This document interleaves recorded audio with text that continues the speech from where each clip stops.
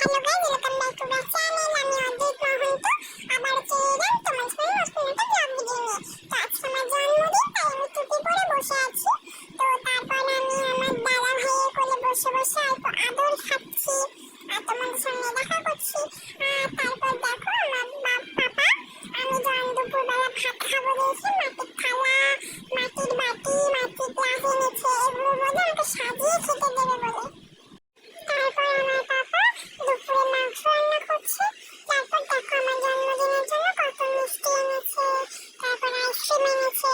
আর এই যে আমি দুপুরে খেতে বসে পড়েছি। এগুলো সব কিছু আমার দাদা ভাই আর আমার মা মিলে সাজিয়ে দিয়েছে। আছে 5 রকম ভাজা, অনেক রকম তরকারি, পায়েস, আইসক্রিম, মিষ্টি, অনেক ফল, অনেক কিছু আছে। তারপর দেখো আমি বসে আছি, সবাই আমাকে আশীর্বাদ করবে। তারপরে এই যে আমার পাপা আমাকে আশীর্বাদ করে দিচ্ছিল। তারপর আমি তো ছোট, আমি তো এত কিছু খেতে পারি না, তাই আমার খালাকে আমার দাদা ভাই খেতে বসে পড়েছে।